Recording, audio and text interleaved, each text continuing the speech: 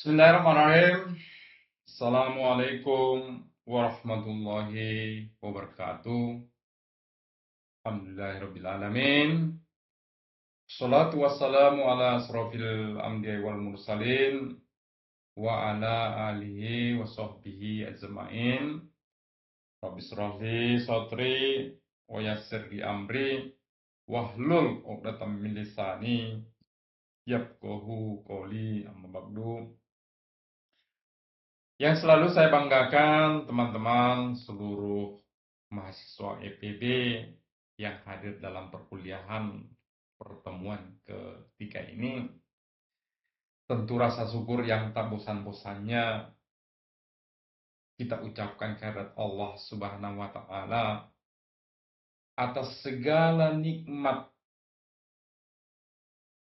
yang telah diberikan kepada kita, terutama nikmat kesempatan yang alhamdulillah kita diberi kesempatan berhadir dalam perkuliahan hari ini. Selawat beriringkan salam kita curahkan ke junjungan kita Nabi besar Muhammad Sallallahu Alaihi Wasallam. Kembali lagi bertemu dengan saya Irfan Hidayat Hasibuan selaku dosen pengampuh di pendidikan Pancasila dan Kewarganegaraan. Nah, adapun tema kita dalam pertemuan ketiga ini adalah etika yang ada dalam Pancasila. Nah, teman-teman, Pancasila bukan hanya sekedar ideologi negara, melainkan sistem etika yang dalam kehidupan yang dapat diaktualisasikan sebagai moral guide dalam pengambilan keputusan manajerial, corporate social responsibility atau CSR, dan juga dalam etika berbisnis dan manajemen dalam manajemen sumber daya manusia, serta strategi-strategi yang ada dalam suatu perusahaan. Nah, Pancasila memberikan kerangka normatif agar manajerial tidak hanya kompeten secara teknis, tetapi juga bermoral sesuai dengan Pancasila. Nah, kemudian adapun output dalam pertemuan ketiga ini diharapkan mahasiswa dapat menjelaskan apa itu pengertian dari etika Pancasila dan juga Pancasila sebagai sistem etika. Juga mampu menganalisis nilai-nilai yang ada dalam Pancasila sebagai pedoman etika dalam kehidupan kontemporer. Nah, tentu juga diharapkan dapat mengaitkan nilai-nilai Pancasila dengan praktek manajemen dalam dan etika berbisnis. Dan mahasiswa juga diharapkan mampu menganalisa studi kasus dalam etika manajemen melalui landasan yang ada dalam Pancasila. Dan juga mahasiswa diharapkan dapat merumuskan sosial etika berbasis Pancasila dalam konteks manajemen. Nah, teman-teman, adapun pengertian etika dalam etika dan etika Pancasila ini bisa kita lihat. Etika berasal dari bahasa Yunani, yaitu sebagai watak, ada kebiasaan sebagai moral. Nah, etika ini merupakan cabang dari filsafat yang mempelajari benar atau salah, baik atau buruk dalam perilaku manusia, dan juga serta prinsip-prinsip moral yang mengatur tindakan-tindakan yang dilakukan umat manusia, khususnya kita berbangsa dan bernegara. Nah, sedangkan etika Pancasila itu sendiri adalah merupakan cabang filsafat yang dijabarkan dari pada 5 sila yang ada dalam Pancasila. Ini dijadikan sebagai pedoman perilaku dalam kehidupan bermasyarakat, kehidupan berbangsa, kehidupan bernegara. Nah, Pancasila sebagai sistem etika ini berfungsi sebagai yang tadi moral goods yang diaktualisasikan ke dalam tindakan konkret. Ini bukan sekedar hanya norma hukum, melainkan struktural pemikiran yang membentuk karakter individu agar memiliki sikap spiritualitas, humanis, solidaritas, dan ada musyawarah, dan ada rasa keadilan. Juga Pancasila sebagai sistem etika ini bersifat dengan kewajiban moral yang mutlak, sekaligus berorientasi pada tujuan luhur bangsa, keadilan sosial, dan kesejahteraan bersama. Nah, ini Pancasila sebagai sistem etika. Ini bisa kita lihat dari 5 sila yang saling berkaitan dan menjadi dasar etika nasional. Nah, sila Pancasila ya, ini bisa kita lihat ketuhanan yang Maha Esa, kemanusiaan yang adil dan beradab, persatuan Indonesia, kerakyatan yang dipimpin oleh hikmat kebijaksanaan dalam permusyawaratan perwakilan, keadilan sosial bagi seluruh rakyat Indonesia. Nah, kalau kita lihat dari dimensi etika Pancasilanya adalah ketuhanan yang Maha Esa ini merupakan dari spiritualitas, adanya toleransi beragama, integritas, moral. Kemudian dari segi kemanusiaan yang adil dan beradab, ini adalah martabat manusia dalam keadilan. Dan tentu ada hak asasi manusia di dalamnya. Nah, kemudian dari segi persatuan Indonesia ini adanya solidaritas, kebersamaan, anti perpecahan. Jadi bagaimana keberaneka-ragaman, suku, agama, ras, bahasa ini dapat dipersatukan melalui tadi Pancasila tersebut. Nah, kemudian dari segi kerakyatan yang dipimpin oleh hikmat kebijaksanaan dalam permusyawaratan rakyat, permusyawaratan perwakilan, ini adalah bagian dari musyawarah, bagian dari demokrasi, partisipasi. Nah, kemudian keadilan sosial bagi seluruh rakyat Indonesia ini adalah adanya keadilan distributif, kesejahteraan bersama, adanya rasa saling tolong-menolong, adanya toleransi. Nah, adapun contoh aktualisasi dalam kehidupan kontemporer ini bisa kita lihat dari ketuhanan yang Maha Esa, adanya etika kepemimpinan yang menolak korupsi karena takut kepada Tuhan ataupun takut kepada Sang Pencipta. Nah, kemudian dari segi kemanusiaan yang adil dan beradab, ini bisa kita lihat contohnya adalah kebijaksanaan, manajemen sumber daya manusia menghargai karyawan, anti diskriminasi. Ini bisa kita lihat. Jadi dalam manajemen sumber daya manusia ini tidak membeda-bedakan yang namanya membedakan keberaneka-ragaman tersebut. Nah, dari segi persatuan Indonesia ini contohnya dari manajemen yang memupuk gotong royong di era saat ini ya, sering saling tolong menolong. Kemudian dari kerakyatan yang dipimpin oleh hikmat kebijaksanaan dalam permusyawaratan perwakilan, ini contohnya adalah pengambilan keputusan bisnis secara inklusif.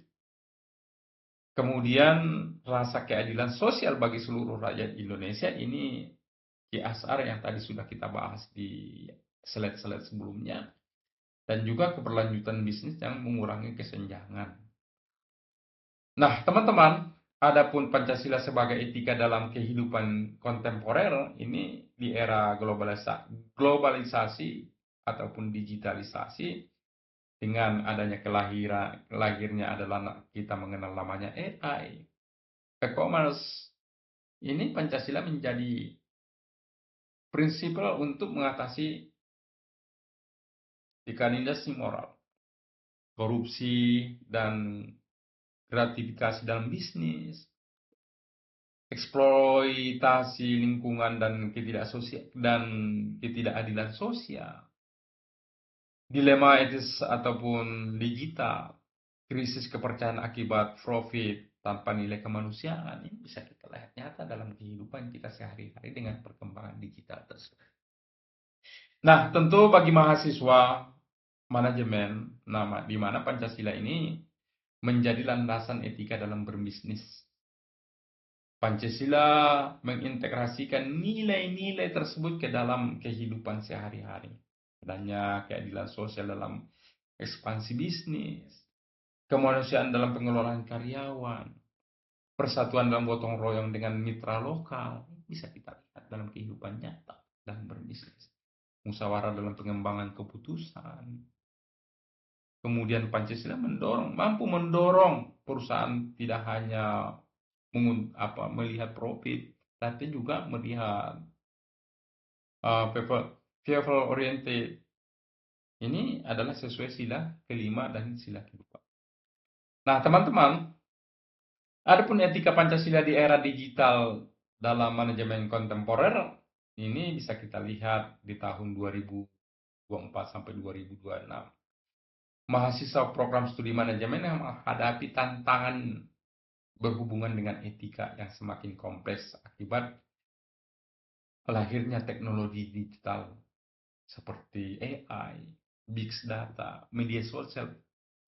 Pancasila sebagai sistem etika dalam berfungsi sebagai kompas moral yang kuat agar kemajuan teknologi tidak hanya mengerus nilai kemanusiaan, persatuan bangsa, dan keadilan sosial. Ini bisa kita lihat di media-media sosial. Sering terjadi bahasa-bahasa yang tidak etis. Ini adalah contoh-contoh dengan lahirnya teknologi-teknologi tersebut, sehingga bisa kita lihat roh Pancasila sedikit demi sedikit mulai terkuras. Tapi bagaimana kita dengan mempelajari PPKN ini, sehingga dengan kehadiran teknologi tersebut tidak mempengaruhi cara kita mengamalkan Pancasila tersebut dalam kehidupan kita sehari-hari. Dengan adanya Pancasila, maka tidak ada yang namanya saling menghujat, tidak ada yang namanya saling menyalahkan. Nah, inilah yang kita harapkan dengan kehadiran PPKN ini dalam perkembangan teknologi tersebut. Bagaimana kehadiran PPKN dapat memperkecil masalah-masalah yang ditimbulkan dalam perkembangan teknologi. Nah, isu-isu utama yang harus dihadapi manajer saat ini melalui etika data, kemudian juga berkaitan dengan sila kedua kemanusiaan, adil dan beradab. Ini adalah contohnya dengan penggunaan AI dalam rekrutmen karyawan ataupun analisis data konsumen yang berpotensi mendiskriminasi kelompok tertentu berdasarkan suku. Jelas kita lihat berdasarkan agama, gender, bahkan wilayah. Nah, dalam hal ini manajemen harus memastikan algoritma menghormati martabat manusia dan tidak melanggar hak asasi manusia. Karena agama itu adalah merupakan suatu hak asasi manusia yang tidak boleh kita sentuh. Kita tidak bisa membedakan dengan adanya perbedaan agama tersebut. Dengan adanya perbedaan suku. Nah, inilah yang kita harapkan dengan hadirnya Pancasila sehingga mampu mengikis masalah-masalah yang ditimbulkan dengan perbedaan-perbedaan yang ada dalam kehidupan kita sehari-hari tersebut. Nah, kemudian penerapan nilai Pancasila dalam etika bisnis dan komunikasi digital. Ini sering kita lihat ya, penyebaran hoax, ujaran kebencian, konten yang negatif di media-media sosial, baik itu media sosial yang umum maupun dalam perusahaan. Ini berkaitan dengan sila ketiga, persatuan Indonesia. Dan sila keempat, kerakyatan yang dipimpin oleh hikmat kebijaksanaan dalam permusyawaratan perwakilan. Ini contohnya di mana kampanye pemasaran ataupun tanggapan krisis di media sosial yang justru memicu polarisasi masyarakat.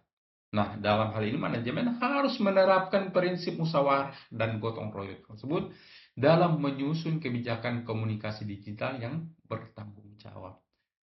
Jangan sampai adanya berita penyebaran hoax karena persaingan bisnis, sehingga ada berita-berita hoax, saling membenci, saling menghujat.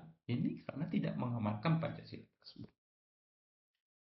Nah, kemudian berkaitan dengan sila kelima, ini adalah keadilan sosial bagi seluruh rakyat Indonesia. Ini bisa kita lihat contohnya. Perusahaan mengklaim ramah lingkungan, padahal laporan ISG-nya tidak akurat ataupun hanya untuk citra. Nah, Pancasila mendorong transparansi dan keadilan distributif agar manfaat pembangunan berkelanjutan dirasakan secara merata.